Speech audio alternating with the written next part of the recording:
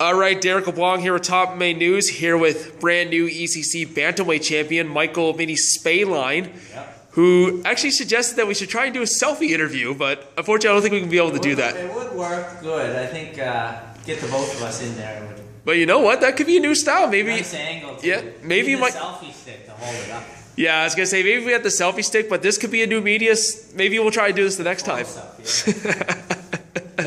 All right. So again, Bantamweight champion, the win over Rick Pfeiffer tonight. So first of all, just give us your thoughts on the fight against Rick. Oh, it was a good fight. He was a tough opponent. He really imposed his game on me.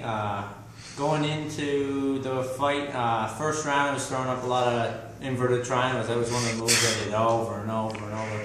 I think I tried one at least every round. Yeah, it seemed like it took a while, but it finally was able to get it. My limbs started gassed after the first round, like my legs and forearms and stuff. Like I even had the rear naked choke in, I don't know if it was the second or third round, and I was squeezing.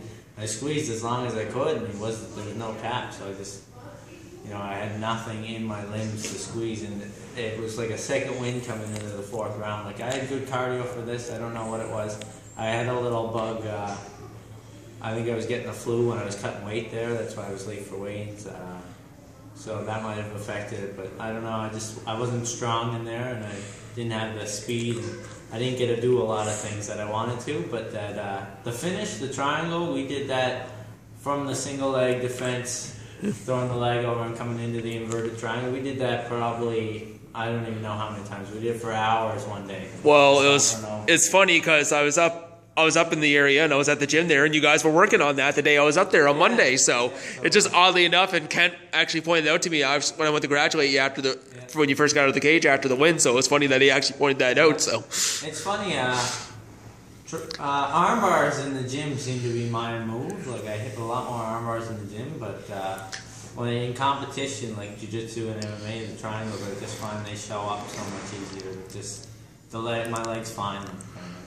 Yeah. But obviously during the fight, it seemed like you had, like you said, you talked about the inverted triangles, but you had crucifixes, you had knee bars. It almost seems like you had everything. I said there's a Kimura attempt or two. You basically almost kind of threw the kitchen sink at him. I was going. He had great defense, and part of it too, like I said, I felt like my limbs let go, especially in the second and third. They came back in the fourth, but second and third, it felt like my limbs kind of let go, and I didn't have the strength to pull off some of the submissions. So, he did really good. Great defense, and he was also throwing up submissions too. So it was a great fight that way. Yep. Very competitive. But obviously, going into this fight, a lot of people know you as a grappler, but people also knew Pfeiffer a lot as a grappler. So, was more of the game plan to actually maybe kind of keep it on the ground, just because obviously he might have been able to match with you, or obviously were you maybe trying to go for the stand up and just didn't maybe work that way? Like I said, every fight I want to show off my stand-up. The Whitlock fight, it was a lot of stand-up in that fight. A lot of things I've worked on to fix, and if I could choose, I'd love a stand-up fight just to show off what I've been working on. But obviously, jiu-jitsu just comes naturally to me. Yeah. If people take me to the ground, it's gonna happen. My wrestling for this camp was actually a lot better, but just came down to the fatigue in my limbs in that second and third round. I got that second wind in the fourth, and I felt a lot better. I could see him slowing down. I felt like we kind of changed cardio levels. So. Yeah. And obviously with the jiu-jitsu, you know what, if it ain't broke, don't fix it kind of thing. Exactly, yeah. And it's one thing I can always rely on. I don't need to take a lot of energy to use my jiu-jitsu because it's come so naturally to me, whereas striking and wrestling, it's a lot to push into that. So the jiu-jitsu is just more natural movements. Yeah. But no, I've been able to talk to you before, obviously, for the last year and a half. How much, like I said, talking about basically just kind of getting Cape Breton started, how big do you think this title win helps, just obviously for your career, but also for mixed martial arts at Cape Breton, and just even for the gym for Zombie Proof, just getting it on the map? It's huge, actually.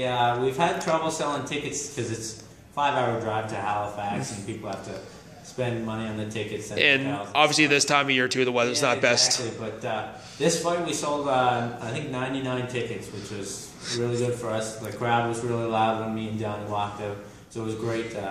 The promoters were happy with us. So I think now that we've gotten people, they got their first dip into watching live MMA. They're going to keep coming. And now that they want to see their hometown guys fight, right? So I think it's going to be big for the gym. It's going to be big for the community. It's going to be big for all our fighters to have more notability around Cape Breton.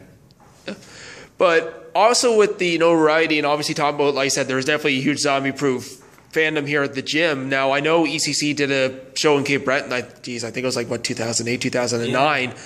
Do you think maybe with this and obviously with your popularity going, do you think maybe you can convince Peter to do a show in Sydney? There's been, I don't know how much talking about it, but there has been a little back and forth. I think it would be hard just because of the traveling and they have to get everyone to go to Cape Breton.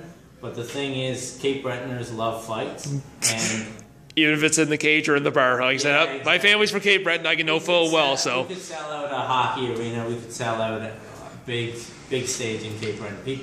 Everyone I talk to, oh, when are you going to fight at home? When are you going to fight here? When are you going to fight here? We want to come see you, but we want to come see you. So we would sell out like easy. The boxing events do well. If they seen MMA fights live and hometown fighters, they would go nuts. It would be great for Cape Breton MMA.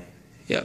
Now, obviously, you won the bantamweight title, but obviously, I know after the Whitlock fight, you were looking at flyweight as well. So, what's going to be going on with that? Obviously, I'm sure you're going to want to defend your title, but are you still looking at 125 or?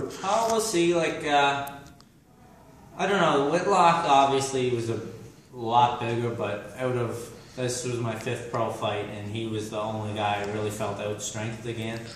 Obviously, I have never been the bigger person in the cage, but I'm not lacking much, I find. So we'll see. I'm only 20 years old, so I might grow into the division. I've been putting on weight slowly but surely, so I just want to take it naturally. We'll see how it goes. I don't want to make fighting unfun by cutting 20-25 pounds to get to 125. So. Yeah. Well, even like I know, like I said, I know you're big on your sweets, and obviously you even do a little blog